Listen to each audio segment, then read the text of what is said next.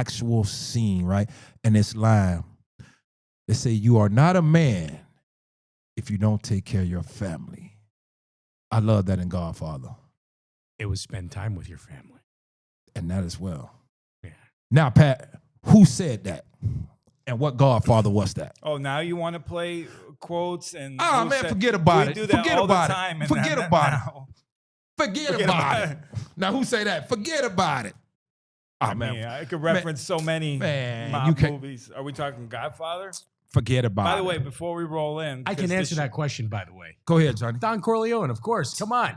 I mean, what else is there? Godfather Part 1. That's easy. That's easy. That's He done Bush done. League. Top 5 mob movies of all time. Well, okay. So here's the thing.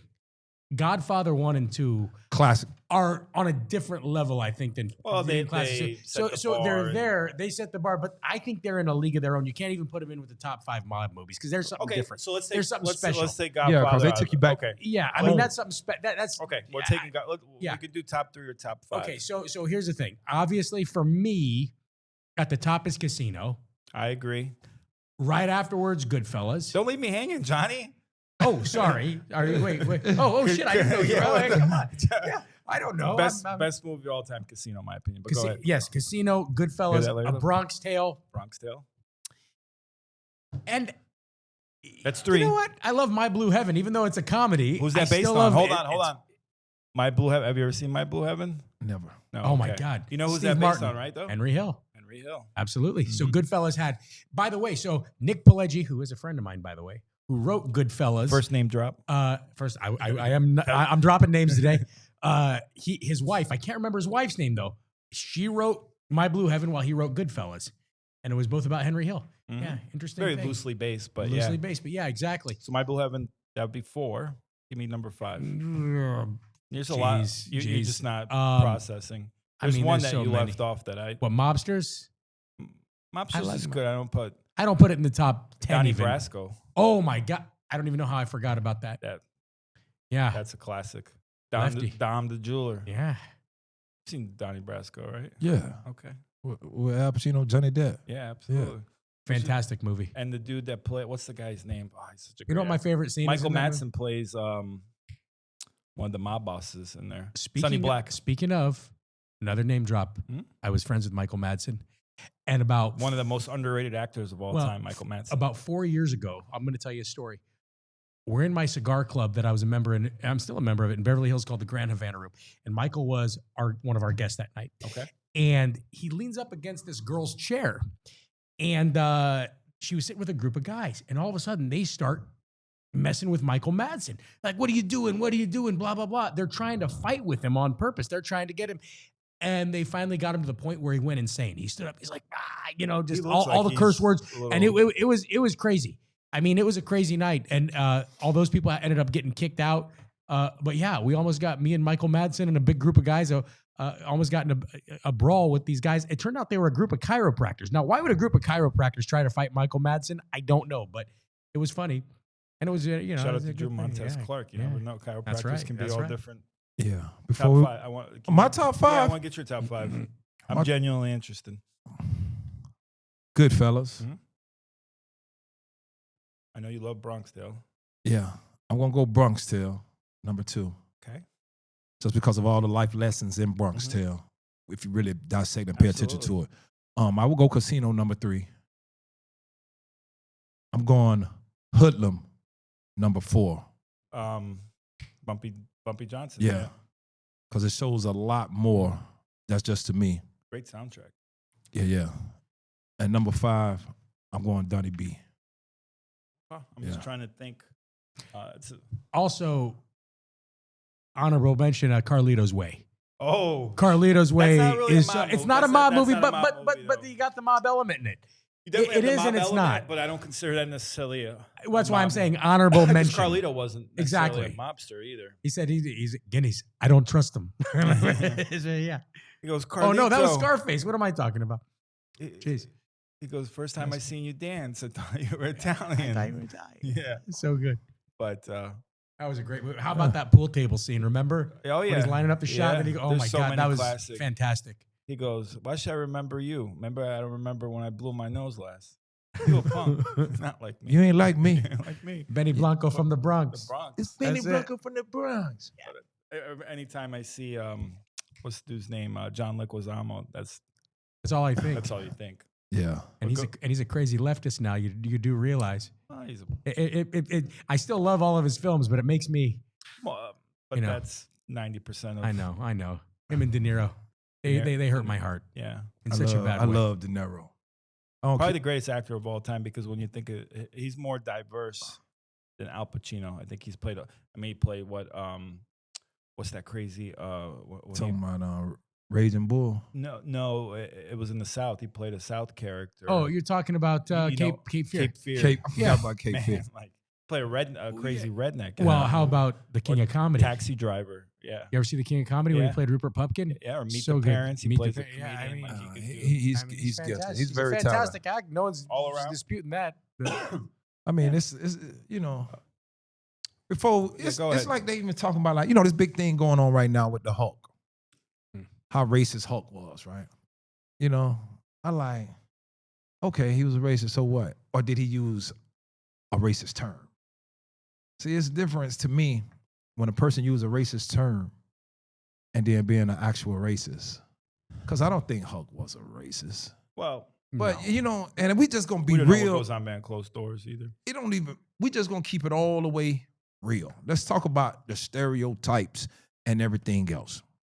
Especially when you come from the old ways. Like, people don't understand the era these people grew up in. You could take Johnny for example. He's Italian. Italiano. Are you Italian? He's Italiano. Only half. I thought you were Irish. My other half is Jay. Oh my God. Am I gonna have to smack you around today? I don't want no problems. I don't need cement shoes. Yeah. You could take the Italians, right? They wanted Italians to stay with Italians. Of course. Puerto Ricans stay with Puerto Ricans, especially up in Northeast like that. Everybody had Jewish, Irish. Yeah, they whatever, they neighborhoods. Don't go outside the neighborhoods. Right. It was just our own. That's our own thing. And and that's the way I really like those people from that age. But that's the way they see it. Because even being in Immokalee, it's like the old Mexicans culture, you can only date Mexicans. They even like the new Mexicans, not even the Mexican Americans, because they like their old ways. And even just because you speak Spanish, that don't mean like Mexican couldn't date no Puerto Rican or Cuban or whatever. Same thing with the Cubans. So I think a lot of them, a lot of people are more prejudiced than actually racist. Describe the difference between being prejudiced and racist.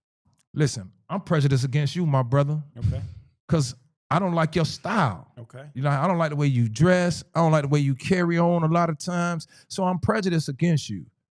Your certain things. Like, race is definitely about a person's nationality, ethnicity. Like black, whatever, Czech, Italian, whatever. Because I heard you don't like Czech people too. No, I don't. Yeah. I don't. I love you all. I love you all. Every Czech person I've met, I love. So it's like, that's cool. But yeah, so that's Larry's the difference. An honorary Czech, by the way. That's the difference. I can see that. But a lot of people don't understand the difference between the racist and the prejudice. People and that's what I think a lot going on in America. What did they say, Hulk? Why were they saying Hulk's racist? Because his daughter, Brooke, she was dating a black dude. She was in love with a black dude. And Hulk wasn't happy about it? Nah. Supposedly? Nah, he dropped the N-word, and he disbarred his daughter. Said, you're a disgrace to the family. Really? Yeah. I didn't know that. Said that to his own daughter. And she went national with it. She blasted her father. And so did they ever make up before he passed? Nah. No. Shame. Yeah, I don't even think she's allowed at his funeral, from what I heard. No kidding. Yeah. And they were so close. They were so close. People even thought they had something going on because they were so. And I know she's probably grieving real bad now. I know she hurt, because it's one thing, my father's still alive and we're not talking. But when you weren't able to get things right and everything else, and now everything is focused all about you and the comments you made about your father. Yeah. But he said it, but I don't think he just wanted her with who he wanted. Yeah. Man, Hulk is an old man. He's from a different era. Yeah, a different era. He won. Wait, Hulk died at how old Hulk was? 71. 70s. So Hulk couldn't go to school with black people. Nope. No, he could. Nope. Are you sure about Well, that? it depends where he grew up. He was born in 1954, so Where did He couldn't grow go to up? school with black people. Where did he grow up, though? If he grew up in this, I don't actually know where he grew up Yeah. in, but if he was in the South, because my mom couldn't. My mom, we the first generation from segregation. My mom was born in 51. So I know my mom couldn't go to school. She didn't have no white colleagues. So, So Were you that's why a I big say, wrestling guy? Huh? Were you a big wrestler? old wrestling. Like I love the Iron Sheik, the Junkyard, the Dog, Superfly, Jimmy You ever Snuka. see the clip where Booker T drops a M-bomb on Hulk Hogan? Like he just couldn't help himself and called him M-bomb. N-bomb. Oh. One of the best skits. I never saw that. Yeah, Iron Sheik? That's a blast from that. Yeah. Is Iron Sheik still alive? No, he died a few years back. That I dude like was this shit. on one, Yeah. You really thought Iron Sheik was this dude from Well, Iran? Iran, yeah, that you really is here did. to spread communism. Yeah. I used to love, man. That's the wrestling I love, the Yeah. old school. Because my grandma still watch wrestling. That's her thing. That's her pastime. My grandma in 96, and you can't tell her, listen,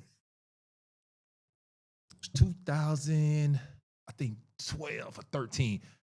They came to Jermaine Arena. Mm-hmm. They always coming. And no, not Jermaine Arena, Herbst, whatever. Yeah, it it's was. the same thing. Okay. Yeah. And so I say, man, I gotta take my grandma. My grandma been watching wrestling since I was a kid. Monday Night Raw, Thursday, Friday.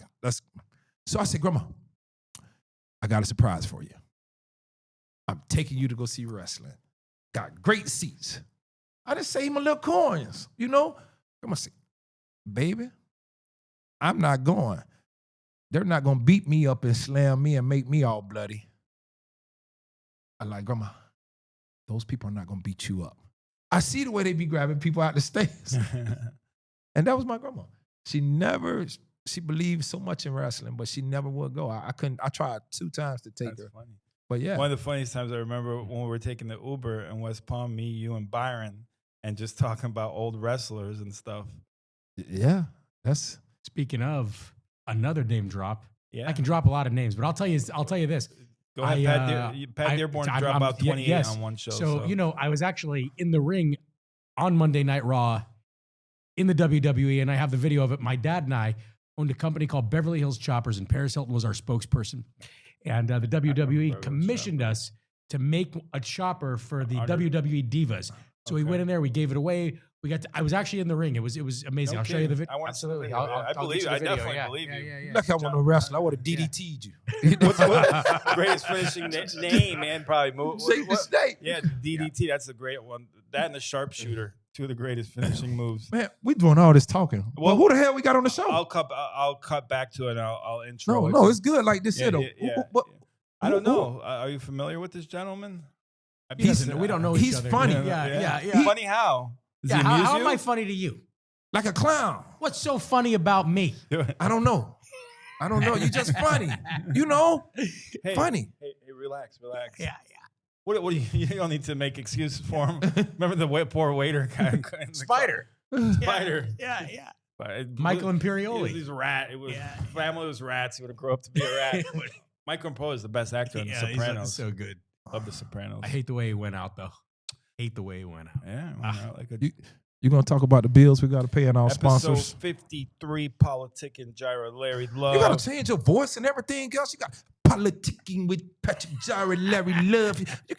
Go ahead. Why don't you do it then? You know, Why I'm don't just you bring saying, in- it's like you completely change your Why whole don't- dynamics and your attitude, why don't you your swag and announce everything the else. You get super sponsors? cool. You get, Episode 53, Politicking, Gyra, Larry Love. That's your white boy Sponsored by voice. Elevate. Love Elevate. My guy Jeremy Mitchell. Got the polo and the shorts now too.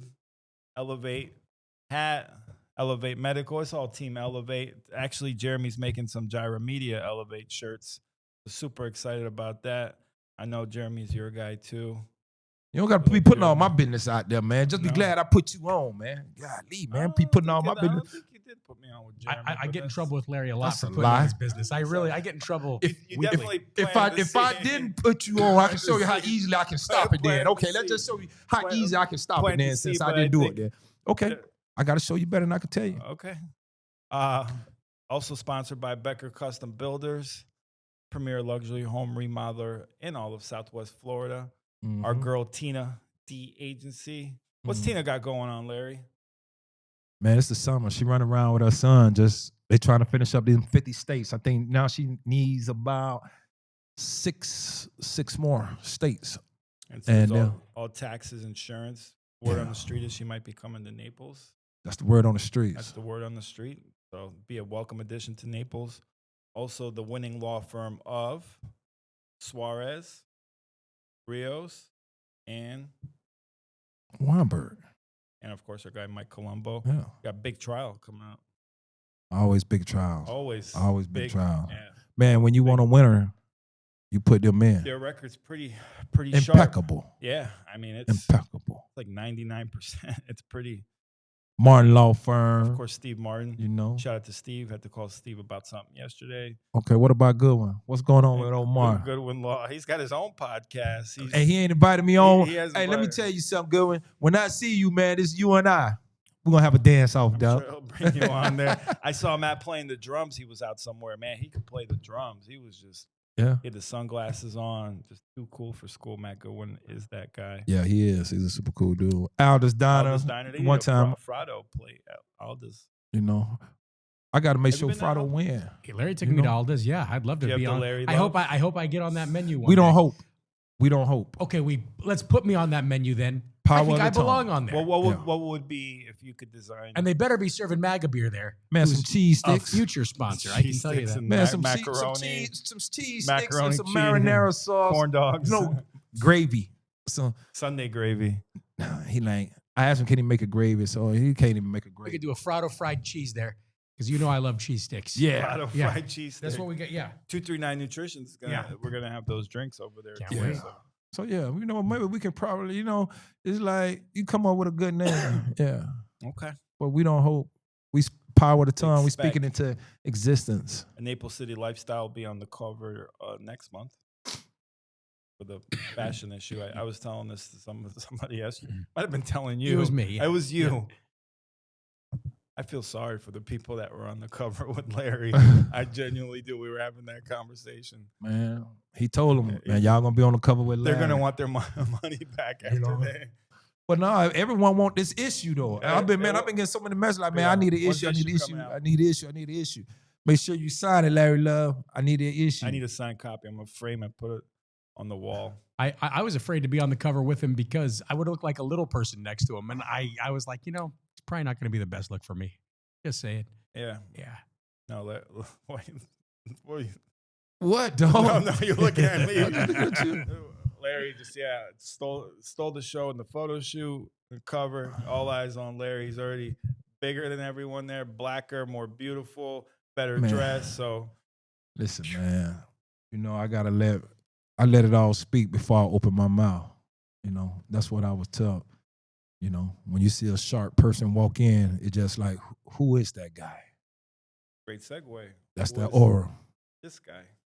Introduce our guest. Episode 53. Politicking. How I'm going to introduce this guy. It was maybe about 3 or 4 years ago, somewhere like that. I illegally parked on the side. Wasn't quite illegally. So this nice vehicle pulled right in front of me and parked right in front of me. Sorry? This is a true story, but it was right about at the, 2 years ago. Right at the neighbor, right at neighbor. And so I see the first door swing open. Beautiful woman. Then I see this other door swing open. The first thing I noticed was the guy's shoes. You know, I'm a fashion guy. And then that leg came out and it was pinstripe. And I say, man, who in the hell in Naples with a pinstripe suit? They don't dress like that here. The people are so boring here. They don't know how to dress, so they don't have no flavor. I mean, no seasoning. So I'm like, this is a well-dressed man. He's sharp. So I know he's not from here, and I know he must be about his business because you gotta be somebody. So, you know, other than that, I didn't pay no attention to him. Then later on, I catch him in. Was that the night? Was that the CCREC? Yes, at the CCREC. Madison came by. No, no, that was endorsed him. That wasn't the night. No. Okay. So you know, later on, I was working for this one gentleman, and this guy had a few words to say. This guy, before I say his name, But he wasn't nobody to me.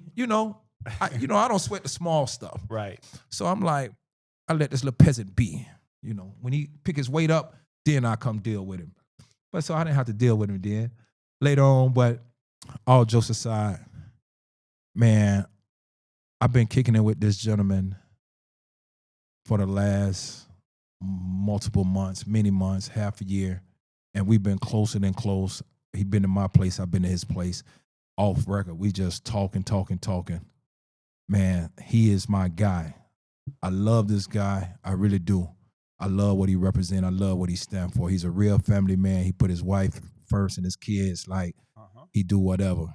And I don't know if it's just because of his culture, heritage, and what came down, but, man, I love him. I be getting on his nerve, and I know he definitely worked my nerve. And that's usually a sign because you get on my nerves, and I damn sure know I get on your nerves. So I tell Johnny that. Man, golly. Yeah, y'all. Who gets on your nerves more, Johnny or me? You.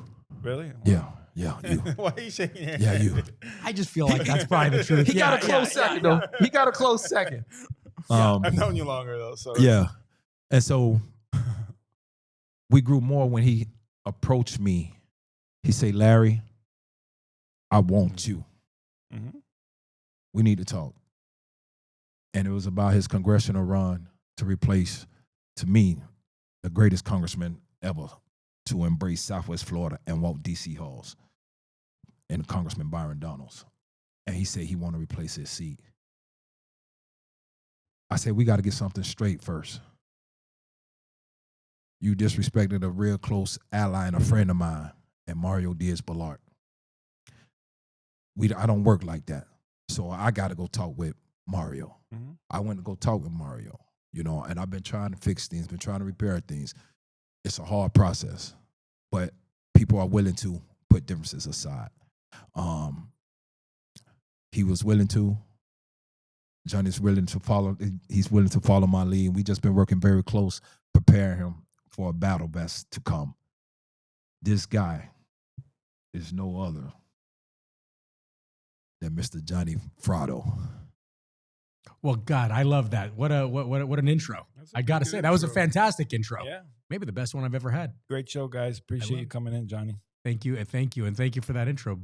It's the truth. And let me say something about Larry. Like you said, been hanging out for a half a year, maybe a little more, and the man grows on me more and more every day. When I first approached him to come and help me, honestly, I didn't think he was going to say yes. I thought he was going to tell me just to piss off right away, and he didn't do that, and that was surprising to me. I'm like, wow. Well, you look at a guy like Larry. He's big, he's intimidating. And like he said, I upset a few of his friends back in the day. So, Sure. I thought he'd think, who is this guy to approach me when I have my group of people, he's already upset all of them.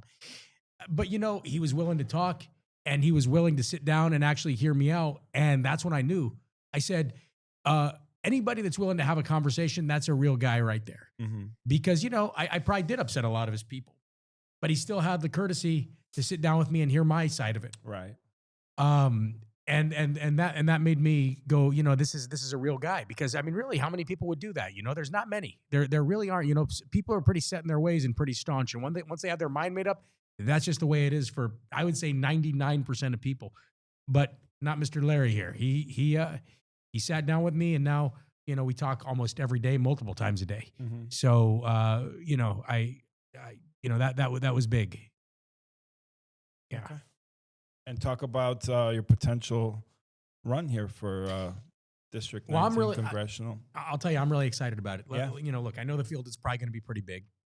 I know almost everybody in the field personally, minus Jim Schwartzel. Mm-hmm.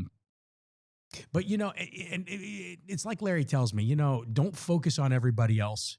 Focus on you. Right. Focus on your race, because whatever they're going to do, whatever they're going to say, they're going to say. Mm-hmm. All you can do is what's in your control. Mm-hmm. And so that's what I'm going to do. I'm going to run the best possible race I can run.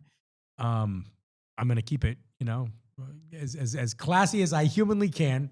I'm not going to say there won't be some mudslinging, once we're in the thick of things. Mm-hmm. But I'm it's strongly gonna be a lot of against fun. mudslinging. Yeah, Yeah, and I he's know you are. He is. He's very against it. Strongly against it. My problem, can I tell you a problem that I have? Sure. My problem is this. I'm not going to say emotional, but I'm very principled.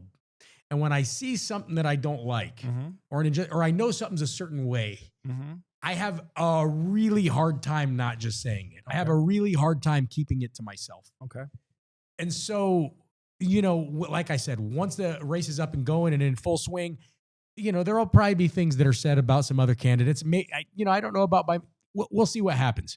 But, like I said, there are some people in the race that I don't believe would represent Southwest Florida or even the United States in the way that MAGA needs.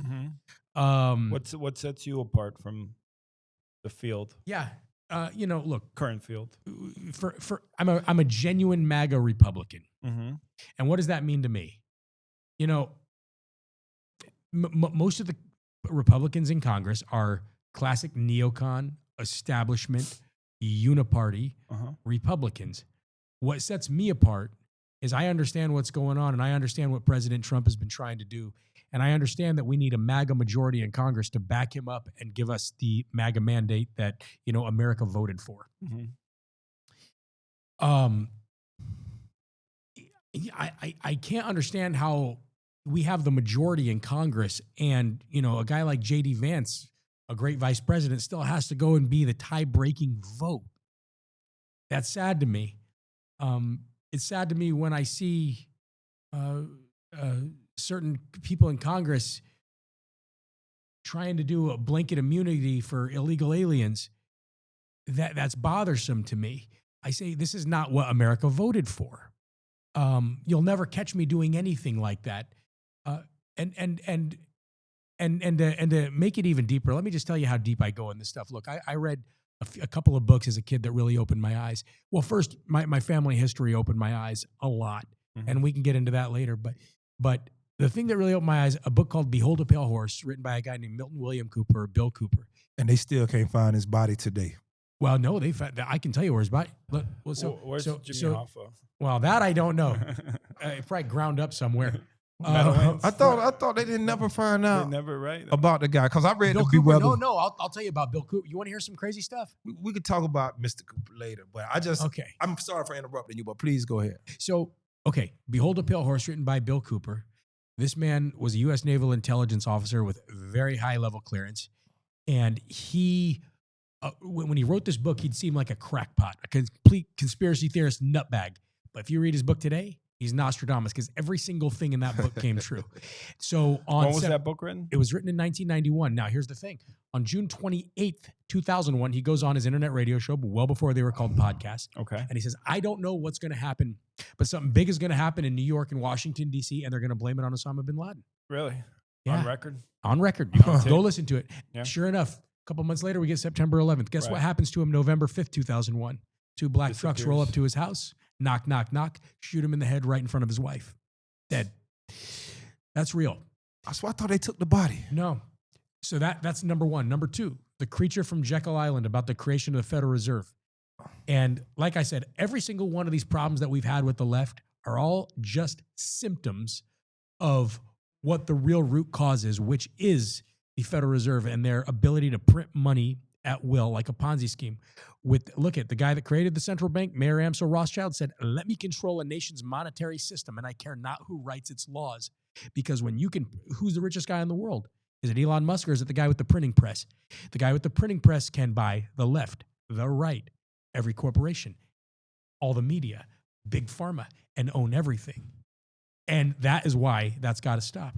And this is why President Trump has been messing with Fed Chair Jerome Powell so much. He's going to get this man to resign.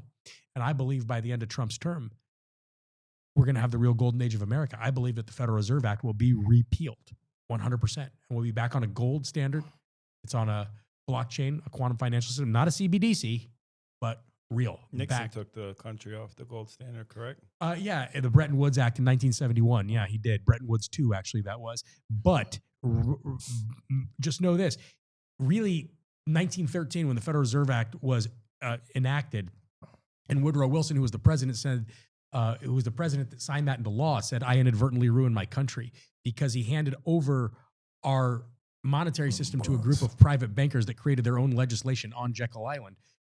We've never even audited the Federal Reserve in 113 years, never one audit, but they'll audit, a person over a $600 Venmo. Payment, yeah. The IRS will come after you, but they can print up $37 trillion and that's Right. just fine.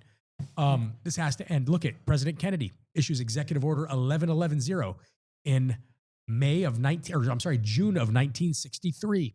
That executive order allowed the Treasury to coin and print money. He printed up $4.5 billion of silver certificates that look just like dollar bills. Instead of saying Federal Reserve note at the top, it said Silver Certificate of the United States Treasury. Real dollars backed by silver. Direct competition to the Federal Reserve's debt note. Well, guess what happens? November 22nd, 1963, the man is shot in the head. We all know. And about a month later, all those were taken off the market and burned. He got killed because he offered direct competition to the Federal Reserve's debt note. You mess with the bank, you die. Can I interject for a second? Johnny, that's one thing I also just fell in love with you about. Because, I'm a very studious individual. And I have read a minimum of 1,600 books in my life. The plethora of knowledge that you have, the information, and when you speak on it so thoroughly, you so factual, and you just put it out there, that's also something else that separates you so much from a lot of these candidates, but also the bravery. Man, you're not afraid, even though I didn't like what you done and how you done it. It's a lot of ways to skin a cat, as they often say. The fact that you was even willing to challenge someone as strong as my good friend, Representative Bullard, that told me a lot about you. You were just willing to get your head bashed in and beat all in. That's I true. love that. And I love you for saying that because it's so many cowards out here. It's so many cowards. You cannot be afraid to do what's right instead of what's popular. And that's what I see in you. You're not afraid to do what's right. What you feel is right. It don't matter what XYZ think. Man, this is the right way. This is for America, XYZ. I'm going to stand on it. I don't give a damn who you are, what you can do, but this is who I am. And one other point on what you were just elaborating on with John F. Kennedy. It's also said that Martin Luther King Jr. was assassinated for those same exact reasons, of trying to bring economic growth. It was more so not about, people always talk about the desegregation and the racism and everything else, but he was on to something as well, because he wanted to make sure that the Black Americans also got their share of the economic prosperity that was to come. And the other people that was getting it, that was left out. I just had read about that about maybe about a month ago, and I had no clue about that. But it enlightened me to a whole lot more. So, well, you're exactly right. I mean, look at it like this. I mean, even in the Black community, I mean, and Charlie Kirk talks about this a lot. Look, the deep state intentionally destroyed the Black community to use them as a base for the Democratic Party. I mean, this was intentional. I mean, just like they said in Boys in the Hood, right? Why is there a liquor store on every street corner in a Black community? Why? I mean, it really, in all, they talk about Black Lives Matter. Well, do Black lives really matter when you got a Planned Parenthood on every single corner in a Black community? What's really happening here? How many Black babies die every year? It's a really sad thing. They put drugs, the CIA brought drugs into Black communities. I mean, these are all facts. These are all documented facts to destroy it. They took the fathers out of the equation, which really obviously damaged the Black community. And now, we haven't. And by the way, look, what comes in the 80s, the prison for profit stuff, which was probably going on before that. But then you get gangster rap, which, look, I grew up with gangster rap. It's not that I don't like it. I'll listen to it. It's fun. It's nostalgic. It reminds me of my youth. But when you really listen to it, you think, what was the real agenda there? Was it to get all these young Black guys in urban neighborhoods to go, okay, the only way I can make it is to sell drugs and be a part of a gang. And, you know, and I believe that's the only way I can come up either that or be an athlete. And, you know, and that's just not the reality. But the fact is that these things were done intentionally to destroy the black community. And I believe that from my heart and my soul, I believe it. And it's the truth. And that's another thing I'll say, you know, one other thing I'll say about myself that sets me apart from all these other candidates. You know, I watch them all. They all come with their little prepared speeches written on their phone or a piece of paper that they got to read off of. I've never prepared a speech and I never will. If I can't speak about it from my heart and actually know what the heck it is I'm talking about, I don't deserve to be up there speaking in the first place. Because you know what? Anybody can read ChatGPT and put together. Yeah, but some people want to make sure they check off some points. So I don't think necessarily. You could easily tell somebody reading. No, I get that. But if some people want some bullet points, make sure they mention something. So if you got to do all that, man, you know, me working up there in Congress, I seen again the best congressmen go at it. And it wasn't no notes. It wasn't no notes written down. Not at all. It's either you're going to be studied, you're going to be prepared, you're going to know what you want to discuss, talk about X, Y, Z, or like he said, what the hell am I doing? You're either about it and you know it or you don't. And I can understand reading off of bullet points just to keep a clear line or of make thought. sure it's a couple of notes that That you I want to can't, make but, sure you. I'm not saying have a whole speech written. No, that's Yeah. chances are someone wrote that for you. Yeah, never will I be a talking head. Never will I read off a speech ever. If I can't speak about it from my heart, I'm not real. So I think that's a big thing that sets me apart. Mm-hmm. Yeah. And I just lost my track.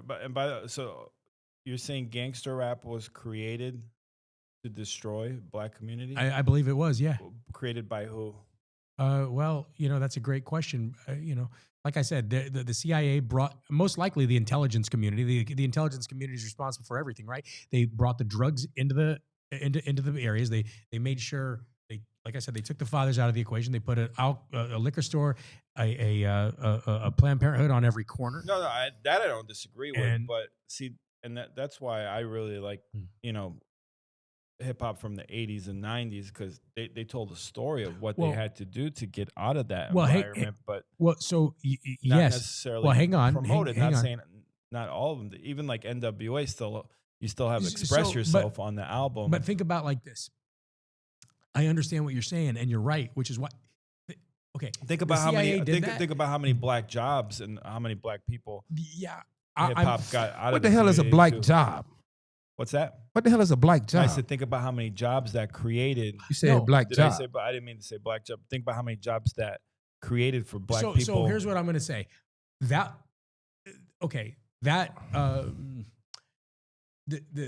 intelligence community came in, ruined the black communities intentionally. What'd you get from that? Young black men talking about what they're seeing in their community and how it is to get out of it. So I understand what you're saying, but my point is, and bringing awareness to what's going, like, you know, police brutality. But let's face facts. Like I said, when you own the printing press, you own everything. So they were like, "Hey, look what these guys are doing. We can take that and use it." Like NWA weren't distributed. Like, but that's okay because look, when something's censored, it makes people want it more. So you do that. That was the best thing they ever did. Exactly. Put parental advisory on his album. Look, you couldn't sell rap. You couldn't sell rap. I remember as a kid, if I saw parental advisory, I want that album. But so now look at what they did. They're like, look what these young black guys do. Okay, that's interesting. Mm-hmm. Okay, they're rapping about what they're seeing and their everyday life and how to do it. Okay, how do we grab a hold of that and use it to our benefit? And now look, you get things like because it's funny because, you know, the biggest kind of like protest. Look at it try like to this. shut down like hip hop were people like Dolores Tucker, you know, going after Tupac and gangster rap. So, but look at it like this. Look at even Puffy, right? Let's take it all the way back to Vote or Die when he was doing that stuff for Barack Obama. If you don't think Puffy was an intelligence asset, I mean, come on, 1,000% he was. I think he was definitely a Democrat. You know, but but when you say, but this is where people get the confusion. Look, Democrat paid, but there's still a uniparty. The point is their goal is the New World Order, something that every president has talked about since Lyndon B. Johnson. What is the New World Order? Hulk Hogan and By the way, Eric Bischoff was a friend. Just saying. There's number 4 if you're Just counting at home. saying, another name drop. So, but here's the thing, it's globalism, it's Marxism. It is a global system without the United. So what do you have to do to get the New World Order? Well, you have to turn the founding fathers into racists first, because if they're racist, then the whole Constitution that they wrote is invalid, and we can repeal it, which lets the devil in, right? So the whole thing about it, like I'm saying, that's the goal. So when you look at that apparatus and see that they own everything, everybody's an asset. Right. Hollywood in and of itself is an asset. I'm not saying all of them, but I would say 99% of them, whether they know it or not, they're an asset. We saw that Hunter Biden interview, which was absolute gold. I don't know if you saw that. You didn't see the Hunter Biden interview? Did you see that? I did. It was crazy. It was crazy. Yeah, it was. I mean, it was like watching a train wreck, and you couldn't get enough. But he blamed George Clooney for his dad losing the election, basically, because George Clooney didn't, But they rely on Hollywood so much, and then when they didn't get that push, well, how much did Kamala Harris spend on Beyonce and Cardi B and all these people just to come out for her, and it still didn't work? It just shows you they've lost their power. But people are Hollywood. People are hip to this now. Nobody look at even Stephen Colbert and The View and all these people. That's my job. It's like, did you use your job? Is it a coincidence that USAID gets defunded and then all these shows go away? What was really happening behind the scenes? Well, See, this and is their ratings are so low, but yet they're still on major networks. Yeah, major time slots. So who's covering that money? Like I'm saying, Correct. 7 million less viewers for NPR's Stephen Colbert. Lost money for years. 7 million less viewers for Stephen Colbert than David Letterman. Yeah, he still stays on. So who is subsidizing that? Correct. USAID. They lose their funding, his show goes away. Coincidence? I think not. Just saying. Johnny. Yeah. After you deem yourself victorious in the next year's election, how long would you plan on staying in Congress? A maximum of 3 terms. 6 years. 4 to 6 years. And that's it, because I believe in term limits. I don't want to be a career politician. I don't want to be there for 20 years. 2 to 3 terms. 3 terms, that's right. That's pretty cool. We went up there. We had somewhat to the same mindset. We wasn't doing no more than 5. We're going to do, like we said, 4 to 5. If you really can't get nothing done in that time. You don't deserve to be there. Yeah, really. You don't get nothing done within your second term. Yeah, you need to leave. You need to go. Who's we? Because there might be a few people don't know what you're referring to. When I was serving, working for the great congressman. So it's like, those are the people. Yeah. But yeah, so that's what's up. So I just had wanted to ask you, what are some of the challenges you think you may face running in your election and after you win your election going to D.C.? Oh, man. I mean, that's a loaded question right there. I mean, during the election, obviously, like I said, there's going to be a lot of candidates in the field, and these candidates are going to be saying a lot of things. And I don't think that most of these candidates are very honorable. There are a few that I like. Don't get me wrong. But I think the vast majority of them have bad intentions. I really do. I mean, look at a couple of guys stuck a couple of million of their own dollars to get elected. Now, these are wealthy men. That's good. Why are you spending millions of dollars to get a job that pays $174,000? I'll tell you this. It's a bucket list, man. It's a bucket list for them. It's not anything. Exactly. Why does someone like Donald Trump? That's different. That's a good office? point. You can argue too. I can say bucket list as well. I can say that as well. You're right. You can argue that as well. Because what's left to accomplish at that point? Let me tell you the difference. Donald Trump has been going on into the media since the 1980s, talking about what's wrong with this country. Absolutely correct. He called out Obama on the birth certificate. Yeah. I mean, this man has been outspoken his whole life, so it's his true passion. I'm not going to say a name, but he's one of the men that stuck a few $1 million. And, I had a conversation with him, and this man told me Trump was a moron for his tariffs. How did that turn out? It looks pretty dang good now. He told me that Mitt Romney's a great guy. He told me that we should be giving more money to the Ukraine. This is a man that should not be in Congress. That's not the MAGA mandate. That's establishment uniparty talk. And this man has made so much money in his life that he thinks he knows what he's talking about, and he thinks he's intelligent. He doesn't realize that the world has moved on. Yeah, he doesn't realize it. but I mean, you could, like when Rick Scott, Governor Scott, Senator Scott ran for governor, he put up a lot of his own money too, and he did some great things for the state too. So, he had good He intentions. ran it as a business. Yeah, he did. He ran as a business first. But I think I today's just like to play devil, Yeah, But it's okay to play devil's But yeah, advocate. most of the times it's just The vast ego. majority you just want, of the time. you just Exactly. want that title. That's right. and I'm God's advocate. You the devil's advocate. I'm the God. devil's advocate. You play devil's advocate. I Yeah, I play like God's that. advocate. Good But- movie. Great movie. Yeah. All I do is Yeah. win. I don't lose. Never All I do. sleeps either. Bliss on tap. What he said. Instant bliss. I cannot foresee you losing this race, because when you look at the voters, when you understand the voters, especially Southwest Florida do not want to send an elderly individual to DC. It's a young man game, and it's a lot of work to get done. You got to be able to walk them 20,000, 25,000 steps a day. There's no wheelchair. And I gotta tell you, that's gonna be good for me. My wife tells me I'm getting a little pudgy around the midsection, so No, that's just them cheese I'm excited sticks. to get those. It is. It's the cheese. I eat cheese sticks. I love cheese sticks. And Yeah. you got to be able to really work. Yeah. You got to be able to have that energy. And no, I'm tired. Again, I saw firsthand.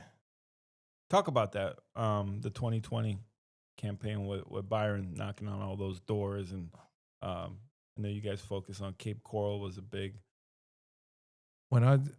It was in January. It was during COVID. Like, everything was shut down. So when I looked at it and I spread everything out, I knew Cape was the answer, because I looked at everybody who was running. I dissected the individuals. And I told Congressman Donalds, like, no, I can't spend no time in Fort Myers. Mayor Randy Henderson, he's a true Florida cracker. He's from Fort Myers. We're not getting nothing out of Fort Myers. All that McGregor corridor and all that stuff, we can forget about it. And what happened? He cleaned up Fort Myers. That's the only place he won. Naples, Collier County, I knew the congressman was well known. Because he won in 2012. He won Collier. He ran. And so, even though he had a few more candidates here from Collier running, I was like, long as we get 4 out of the 10, we cool. But when I really looked at it, I knew Cape was the key. I wasn't worried about Estero. I wasn't worried about Bonita. I wasn't even worried about none of that. Cape was the biggest Trump supporters in the entire state of Florida. They had the biggest number. And I knew that's where Dane was at. That's where all Dane power was at. So my thing was, I had to take votes from Dane. I had to take votes from Dane. And thank you to that one guy and the other guy who was saying all that bad stuff about the congressman. Because the thing of what people fail to realize, and this is what I was telling my colleague Johnny, I don't do bad slandering, because all they do make person want to see you, want to get to know you. And then when they do interact with you, they see what type of person you are. Now they looking at them people, man, they just straight up and down lied. And so we don't do that. So just the more bad they did against him, slowly he rose. Because honestly, if the gentleman would have just stayed quiet, it would have been a different outcome. Because we worked our way all the way up. So they called me the Dane killer throughout the process, because anywhere I seen a Dane sign in the yard, that's where I had to hit. I would deliberately knock on the door. And like, I never said nothing bad about Dane or nothing like that. I like Dane. Dane is all right with me. And we even spoke. I say, we like, man, if we don't win, it's all right if you win. Like, it's cool. So we got that. But I was at Dane, because I knew Dane already, he was at top leadership in the state. I knew, but they all got started so late. See, people don't understand. Man, when you touching somebody, when you actually touching them, shaking their hand and knocking on the door, people love that. They love to interact. All that drop literature, I don't believe in drop lit. Like people you just pay somebody to drop it. And at some point it could be annoying. Like, I'm not Listen. pulling for this person guy to just keep getting his stuff. Yeah, I've coming heard through the that from mail. people, Yeah, people get tired of stuff coming through the mail. But man, listen, The one of my most memorable times, and now she considered me a son. Mhm.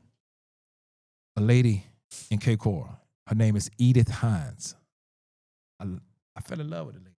Was it the day it was raining? It wasn't raining that day, but I remember I knocked on her door. She come to the door. She was crying. I said, "Ma'am, I'm sorry you having a rough time. I hope all is well." She like, "No, come in for a second." Came in. Not once did I ever mention anything about politics. First thing I said to her, "Can I pray for you? Can we sit and pray?" Listen, I stayed in that lady's house, her and her husband, maybe 2.5 hours. Maybe 2.5 hours. The last probably 20 minutes, she said, "What are you here for again?" I said, "Oh, I'm working for Byron Donalds. We're running for Congress, and we're trying to get your support, ma'am." She said, "You got it." She said, "You got it. You're a God-fearing man. You're a church-going man. You don't even have to tell me that." And we just, since then, like the lady, she always checking up on me, always calling me. She had one son in the military. One of her sons fell off, and she had just lost her grandchild. So she was going through it. They was going through it, man. And like, that's something I'll never forget. And I'll never forget her either. And that race was decided by how many hundred votes? 774 votes. The closest. That's so crazy. But think about, like, if you guys took a couple weekends off and then go knock on those doors, that Couldn't could do have been it. the Yeah, difference. couldn't do it. I was in Cape every day from 7 in the morning because I seen, like, I got the way I had can't tell my secrets over this mic, but the way I had it broken down, I knew who was early risers. And so I was starting them early risers, and I wouldn't leave Cape till like 7. Like, I try not to bother no one at 6 o'clock, because I knew dinner time, people getting off. So I knew the retirees. I was able to tell who retired, who was working, and everything else. Even the people who wasn't working, I write them a personal note, make it real personal. "Hey, I'm sorry I miss you, Miss Johnson. I would love to come back. Here's my number. Check, woo, woo, woo." And I just put them something to let me know I need to circle back. You didn't say sorry, Miss Jackson? No, I didn't say sorry, Miss Jackson. I said sorry, Miss Johnson. But yeah, it was work. Then you came to Outback looking all drained. Yeah, and I had to pay a full price for meals. Listen. I had to pay I don't care who tell it. You've never once in your life paid full price for a meal when I was managing. Never. If I was there, you either didn't pay, number one, or it was 50% off. Tell me I'm lying. I can't remember. I can't recall. I plead the fifth. But yeah, but I'm looking forward to doing it all over again. Yeah. I'm geeked up because I love to meet people. I'm a people person. One thing I know for a fact, and I'm taking this to my grave, I haven't met anyone that have came across me that didn't like me. I have not, because I have not done anything disrespectful to anyone. I'm not going to be disrespectful. If they got something crazy to say, but I did something to them, they telling a bold-faced lie. And that's on my mother and child. That's a lie, because I don't do that. I be nice, funny, cordial, and everything. I just got that thing with people. I love people. People person, and I feel like God put me here to serve, so I love being a servant. And that's why we're going to win this thing. Because he's somewhat like me. Mr. Fratto is somewhat like me. We're similar in many respects. Yeah. Yeah. But it's just we're people person. Yeah. He's We're definitely people's people people. person. Yeah, I mean, we will talk to anybody, You're anytime, affectionate. any day. Definitely. Like a couple people that, He just be more concerned about and what people think of him and what people well, it's human nature just because. No. Larry tells me I think like a girl sometimes. Yeah, he got like a girl. I say, I try not to, but I was raised around a lot of women. I mean, what am I going to do? You know, it's hard. And I Well, guess I had to let me work. ask you a question. What does that mean? Think like a girl. Not think like a girl, act like a girl, because most women Act are like a girl. Most women are very emotional. Mm-hmm. You know, So, and that's why when you see single mothers raise kids and the kids end up doing stupid stuff because they really wasn't dealt to really deal with circumstances. They just reacting off emotions. And so you're an emotional person too, by the way. No. Yeah, he is. Yeah, no, he definitely is. Yeah. You don't never hear me going around like, I don't care what someone outside may think of me or however, but boy, when it's people I love, yeah, you will get the raw emotion from me. You will get all of me. Because just as much as I love you, you know, I'm going to let you know. Like, if not, because once I stop caring, and I said it's over. Like sometimes, like, when I stop caring, I treat you like a stranger in the street. That's what you should get worried if he doesn't stops acting like that. Yeah, like, but I feel like, you know, for me, he thinks I care what other people. It's not that I care what other people think. I'm a little bit of a sensitive guy. But I always put myself out there to people. Wouldn't you argue he does kind of have to care what people think if he's running for office? No, it's not. When I say like that, you don't care what they think. You don't let it affect you. Right. That's what I'm saying. You don't want to have to go challenge everything. Right. Well, you know, have to it's like question or you know firsthand. You've been around me a lot, and you didn't seen, and I'm like, dude, you think I really let that bother me? What these people say? I'm going home. I'm healthy. I got real life to handle. Mm-hmm. You know, I don't need them. What they do. They don't pay no bills of mine. They don't feed me. Right. They don't love me. So that's why all these people right here, they no friend of mine. They no kin of mine. So, but you got to realize too. Like, look, I won't say I'm a sensitive person. I can be. I'm a little sensitive. but here's the thing. You got a big heart too. Big heart. Yeah. Ralph Transplant from New Edition. You missed the sensitivity. Yeah. Johnny's got a very big heart, and Johnny wants to believe the good in people, which I for the long, you know, you want to believe the good in people. See, and unfortunately, you know, and I try to because people always show who they are to you, but just pay attention to the signs. too. Well, for me, and I'll tell you, since I moved here, I have a lot of people that I got very close with very quickly, and most of them are still in my lives. There's a few of them that, you know, are very. It makes me wonder if they were ever my friend to begin with, because you know I spent a lot of time with these people. We'd be out at lunch 2, 3, 4 times a week, you know, discussing everything, you know, world affairs, family, this, that. And then all of a sudden, just gives me the cold shoulder. Because you're working with a Negro. Well, I don't think it's that. I don't think it has anything to do with. I don't think it has anything to do with your blackness. No, I know what he's talking about. But the point is, but the point is, you know, there are some people they say, why are you doing this with this person and this person? And I go, you know, Johnny, I don't want to have to explain myself to everybody. It gets exhausting. Johnny. But yeah. I was once told, tell the truth, shame the devil. You can go ahead and say because you was with Larry. You got Larry. Oh, no. We got to. That is the truth. That is the truth. It is the truth. It is the truth. I you know, and it is. But you know, but listen, and I say what I always tell you. It's all right. It's all right. Like that stuff don't faze me because it don't matter. Like, let it be. I tell him, dude, you don't never have to defend me. I know how to defend myself on whatever level, because I could do it very smartly. You know what I'm saying? Like, and don't worry about it. I'm just telling him, dude, don't worry about it. He said, Larry, these people don't know you. I said, of course, because I'm not even letting them get close enough to know me. You think I'm gonna let these people get close and like, man? I laugh because I always get that too. But they don't like me. You don't let people get close to him. I'm like, once he gets to know, and I'll say it, I've said it on it. Judas was for real. Blake Becker for months was like, I don't think Larry likes me. He just hasn't let you. Once he gets, if he knows you and you're cool, you're cool. And now Blake and Larry are super cool, but he's gotta get to know you. You know, I grew up. You got to pay attention to a person, read them, watch them, see how they like. You just because I speak to you, come around, you're like, nah, homie, you ain't my partner. You ain't my friend. I know you. I heard of you, but you're not my friend. You're not even my associate, you know?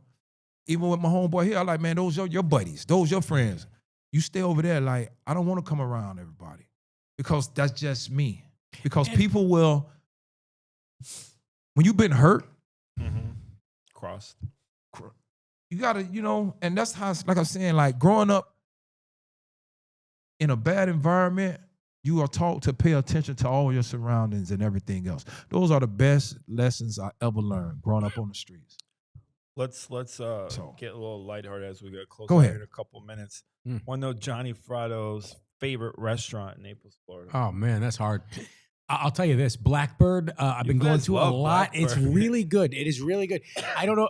I love Brick Tops too. I know it's more of a chain, but that tavern burger there is unbelievable. I love it. I'm addicted to it. Too. I like, boy, there's so many that I like. I love the crust pizza. The crust over on 41. I order it all the time. My wife gets so mad at me when I order it because, and I like it really, really burnt. I like when they burn. I get the peppers fantastic. They do the little pepperonis, and I love that. Yeah. What else? I mean, I eat at See the Table. I love going up there and eating upstairs to see. I love it. Alfie does a great job. Speaking of which, Monday, get this out before Monday. My Florida Voice doing a show at See the Table, hosted by Patrick Dearborn with Tito Ortiz, conservative aunt. Big shout out to Pat Dearborn. You'll be as one of the guests on. Yes, Larry. And thank you to all those guys you just mentioned for even having me on their first episode. It is an absolute honor, and I'm really excited about it. Yeah. I think people are going to be very impressed. Yeah, well, that's a good slot. I love you for that. Thank you. I think they're going to be impressed. Just like how you were just talking. And just do you. And Patrick Dearborn, shout out to Patrick Dearborn. He announced it on the live. Gyra Media is doing all the media and reels for My Florida Voice at See the Table. So definitely excited about that. Bucket list item, get to do work for Patrick Dearborn, Larry. Y'all better get a new media. I'm just joking. Stop. Hey. Wait, then check clears first. Matter of fact, let me, one of my buddies just texted me, man. He got his beard company. He said, Larry, man, please give him a shout out. Listen, fixyourfly.com. It's a beard company out of DC. I met the gentleman. He teaches. He's a teacher, and I always tell him good luck because he deal with all them special kids. Yeah. He deal with them kids that. Then speaking of which, beer companies, can I? Yes, I actually beard. Beard. Oh, a beard company. Beard. Oh, You're saying beard company. I thought you said that too. Okay, beard. Gotcha. Yeah, understood. Beard. Sorry about that. Still a good segue. Fixyourfly.com. I got to check it out. One more time. Fixyourfly.com. Okay. And there you go, Marvin. MAGA Beer, exciting. MAGA Beer. Brand new beer about to launch. Tell us about MAGA Beer, Johnny. Well, let me tell you about MAGA Beer. Yeah, tell me. It is it's beautiful. It's I've been working on it for about a year. Yep. I am the founder. Yep. We're getting ready to launch at Seed to Table, and I believe it's going to be at Tito's Cantina as well. That's the word on in the street. next couple of weeks. Probably in the next 10 to 12 days, it's going to be there. And then it's going to be all over the state of Florida in the next 2 months, and Texas and Ohio, and hopefully 12 states by the end of 2026. But here's the thing about MAGA Beer that I love. You want to know what I love about it? Tell us. Well, first of all, it looks beautiful. So anybody on Instagram or X, go to magabeer.us and give us a follow. You can see what it looks like. It is an unbelievable looking can. And and believe me, we're never going to put a tranny on our can like Bud Light did. That's never going to happen. We are an America first beer. Made in America. Made in America. Of course, made in America. Everything about it is made in America. Secondly, it's 4.7. It's 4.7% alcohol for President Trump. 4.7 for President Trump. And that's 0.5 more percent than Bud Light, by the way. So an extra kick. But secondly, think about it like this.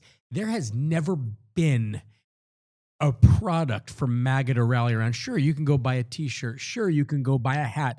You can buy little tchotchkes that say MAGA on it. But there's never been a real brand that the MAGA movement can get behind. And I believe this is that first brand that they'll be able to do. So I am very excited about it. And I believe that once it hits the shelves, I don't think it's going to stay on the shelves. So I'm very excited. I think it's going to be huge. Going to be huge, okay?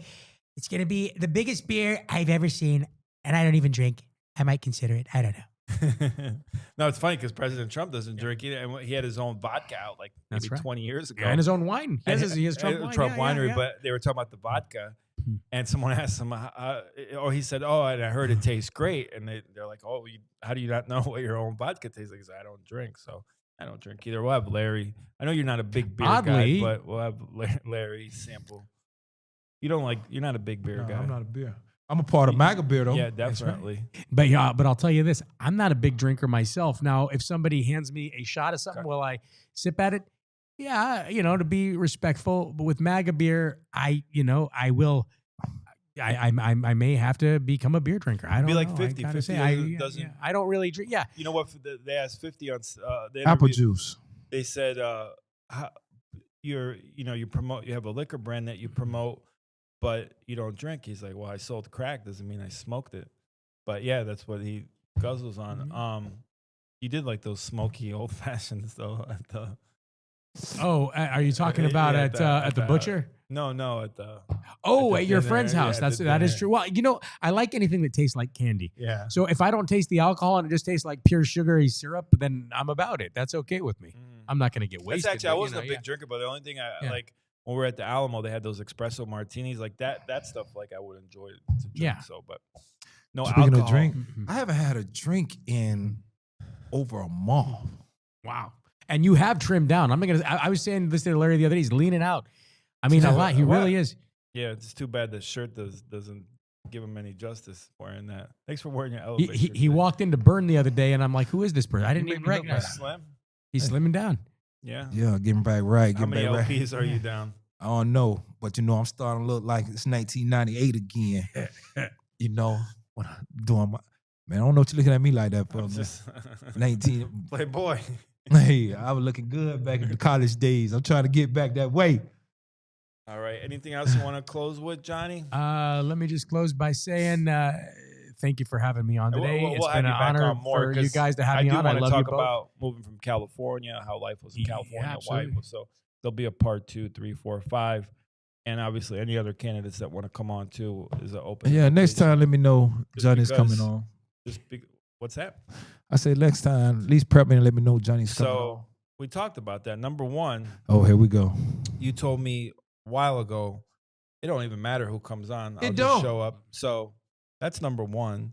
Number two, I did tell Johnny, and as a senior advisor to Johnny should have called and said, "Hey, Pat's." And I was actually thinking if you were But going number to do 3, that. the show is you guys' show, so I would have thought Me you and guys had Larry- discussed Thank you. this. No, I'm just saying. So, contrary to popular belief, me and Larry do not talk every day. Sometimes we actually don't even talk. No, for because a Pat week. got a girlfriend now. Whatever. I'm so We've glad. Always, no, that's. I'm so glad that's now. a lie. And number two, you just made me lose my train of thought.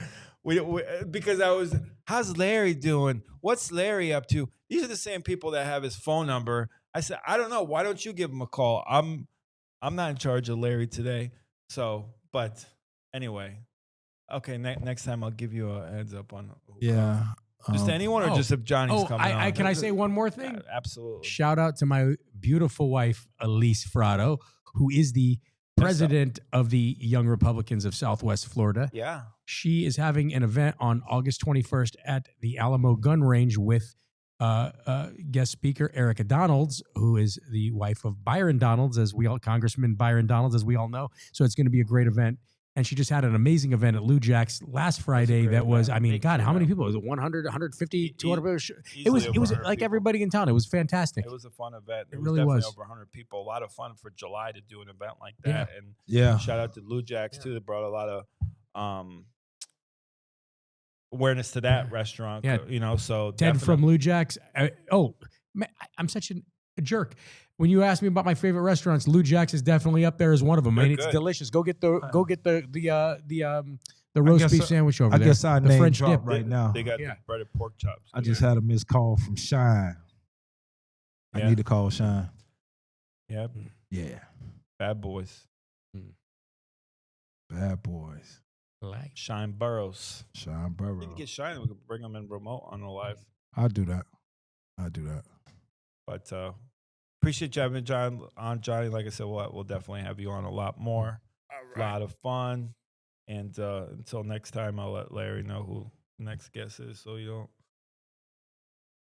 needs to mentally prepare No, himself. just Johnny. Don't tell him next time. I want him to be, you know, It's never surprised been again. a problem before. I always want to be the surprise guest. That's what I'm never. And in fact, next time you invite me on, I'm not telling him. Just To get on his nerves. Yeah. Just work his nerves. Between me and you, I think we got that covered. Yeah. Yeah. It's more fun when he's irritated. Let's face it. Okay. I mean, just say it. Okay. I like good Larry. Yeah. You see, Larry made the cameo at Jimmy the Beef Guy at the end. He came in. You gotta check that out. Built to Eat. But anyway, till next time. Yeah, he want to meet you too. Oh, I can't wait. Oh yeah.